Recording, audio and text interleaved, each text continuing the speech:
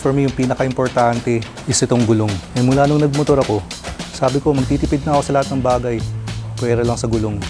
For today's video, pag-usapan natin kung ano na yung mga accessories na nakakabit dito kay ADV 160. Medyo matagal na kasi yung huling accessories video natin. Kaya kung gusto mong malaman, tara, panoorin mo tong video. And meron din pala tayong bisita dito sa garahe. Meron tayong Yamaha Lexi dito. Napakaganda rin pala nito sa personal eh. Don't worry, gagawan din natin ng review video yan. Balik muna tayo dito kay ADV 160. Pag-usapan na natin yung mga accessories. Unahin na natin dito sa Batman windshield. Made out of alloy na to. Yung talaga namang very stable. Walang alog and vibration. Ito yung itsura sa harapan. Ito naman sa gilid. And ito naman yung kita mo kung nakasakay ka sa motor. Start muna natin para mapakita ko yung susunod. Ito naman guys yung signal light natin. Gusto ko kasi itong maliit lang para nag-flow lang sa linya ng ADV. Wala na yung naka-austing signal light kaya iwas bali na rin pag ito yung gamit mo. And don't worry, malakas din yung buga niya kahit maliit lang. Full LED na yan. Ito yung itsura sa harapan. Ito naman pag nasa gilid. And partida pala smoke to. May clear type din na ganito. Pero mas gusto ko kasi itong smoke eh. Mas bagay kay ADV. Next naman natin to. Ito guys yung mini driving light natin. Senlo X1 Plus yan. 60 watts na yan, kaya malakas ang buga kahit maliit lang.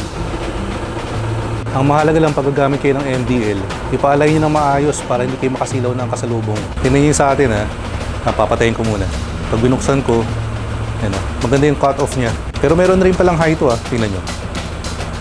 Yan ang mataas, kaya huwag nyo gamitin pag may kasalubong kayo. Itong high naman, combination ng white and yellow.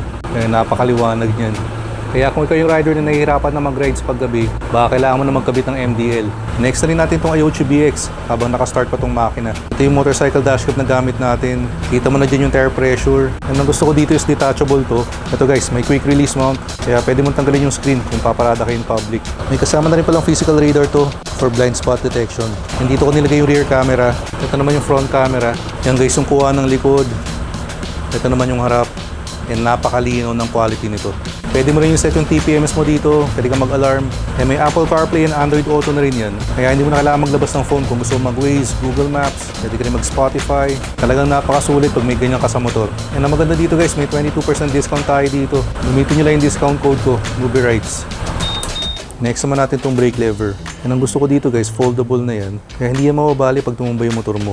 Adjustable na rin to. Kaya mako-customize mo to sa haba ng daliri mo. And may brake lock na rin. So kung nasa stoplight ka, pwede mo nang tanggalin yung kamay mo sa lever. And pag i-disengage mo na, pumreno ka lang, goods na. Pero reminder lang pala, hindi pwedeng gamitin ng matagalan tong brake lock. Hydraulic na kasi itong rear brake ng ADV 160. So hindi mo pwedeng gamitin sa parking to, overnight, kung bagay pang stoplight lang talaga. Or pag sandali ka lang nakatigil. And ito naman yung lever guard natin. Universal na yan, kaya pwede sa kahit anong motor. Usually ginagamit ito sa MotoGP para hindi aksidente masagi itong brake mo. Pero since wala naman tayo sa MotoGP, pamorma lang natin yan. Ang angas kasing tinan pag meron no? And ito naman yung favorite ko na side mirror. Ito yung EA GT519. And pahirap ang bumili nito. Laging out of stock. Kaya nung nakita kong meron matic na. Add to cart checkout. And ang maganda dito guys, fully adjustable kasi to. Pwede mong itaas to kung touring concept ka. Pwede mo ring habaan. Adjust mo lang dito. And more than 4 fingers na yan. Kaya talagang malaki yung kita mo sa likod. And wala ka ring sita sa checkpoint. Ito naman yung pinakabago kong kinabit. Bagong kulay lang. Tagal na naman ako may brake oil cover dito. Kaso black yung gamit ko dati. Pinalitan ko ng ganitong kulay para may contrast. And tingin ko mas bumagay kay ADV. Kasi maraming gray accents to Na meron dito, meron din dito. Kaya parang nag-flow yung kulay nito. Ito naman hindi accessory pero sama ko na rin. Ito yung mags natin na naka-powder coat. Alien silver yung kulay niyan. Ginawa ng Monster Customs. Yan ang ganda ng kinalabasan Ito naman guys yung sa likod. Yung pina-powder coat ko na rin pala itong swing arm. Kaya kung mapapansin nyo, color black na yan. And kung ADV 160 owner ka, hindi pwedeng mawala to. Ito yung cover sa toggle switch. Madali ro kasing masira to pag lagi nababasa. Ito naman guys, napakamurang upgrade lang yan. Yan ang gusto ko dito, mukhang stock pa rin. Pero at least, protektado na yung switch ko. Next naman natin to. Yan guys yung fuel cap cover natin. Color black rin yung kinuha ko. Napaka-boring kasi nung itsura ng stock So ito guys, simpleng upgrade lang para pag mapapagas ka, matutuwa ka dito sa makikita mo. And ito naman guys yung CNC natin na footboard matting. And sobrang kapit pa rin dito sa sapatos. Kasi may mga rubber pa rin dito na nakausli. And guys, meron din dito. Pero sa dami na na-try ko ng footboard matting para dito kay ADV, ito na yata yung pinaka-premium talaga. Sobrang high quality ng materials. And may slider na rin dito, kaya added protection. And guys, napaka-importante nitong kasunod. Ito guys, yung side stand enlarger, and must have to sa mga may motor. Pag wala kasing ganito, tapos pumarada ka sa lupa, pag lumubog yung side stand mo, tumba yung motor mo. Kaya ito hindi lang forma yan, talagang kailangan yun sa motor. Yung sa mga ADV 160 owner, kailangan nyo rin itong kasunod. Ito guys yung camelback seat, and sobrang komportable nito guys, napakalambot. Sa mga naka-ADV 160 dyan, alam nyo hindi ganun kalambot yung stock na upuan. Kaya sobrang pasasalamatan ka rin ng OBR mo kung ito yung gamit nyo. And may backrest na rin to, kaya talagang komportable ka sa long rides. Dito naman sa loob, sensya na, ang dami nating kalat. Pero gusto ko lang kasing pakita tong U-Box liner natin. Premium quality rin. Kaya kampante kang hindi magagasgas yung U-Box mo. Kahit ano pa ilagay mo sa loob. Tulad natin, may mga tools tayo. Kung wala akong liner, baka pwede nang makagasgas to eh. And kung may motor ka, dapat like rin may dalang set ng allen. Samahan mo na rin ang socket set. Kumpleto na ng size to na pang motor. And since never akong gumamit ng tire sealant, lagi rin ako may baon ng tire plug kit or pasak.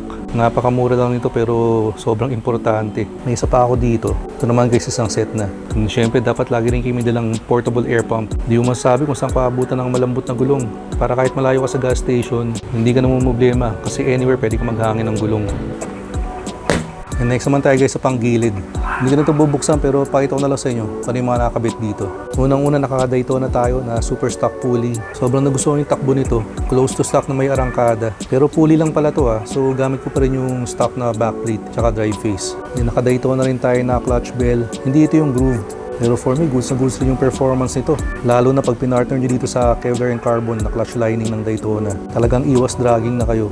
Yan sa may pulley side, naka ano rin pala tayo, Pitts bike na ceramic bushing. Na may tuning washer din tayo from Racing DNA. Tapos naka speed tuner na rin pala tayo na offset washer. Tsaka Racing DNA din na drive face nut. Stock torque drive pa rin yung gamit natin. Pero naka 1000 RPM tayo ngayon na JVT center spring. And meron din tayo 1200 RPM na TSMP center spring. Yan nagkabit na rin tayo ng CRP na torsion controller.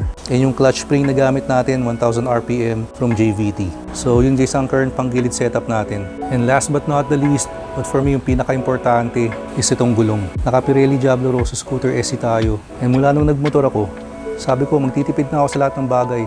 Pwera lang sa gulong. Diyan kasi nakasalalay ang safety natin bilang rider. And pagdating sa gulong, hindi na ako susugal sa mga lesser brands. Alright, so mukhang yun na lahat yun. Mukhang na-cover na natin lahat.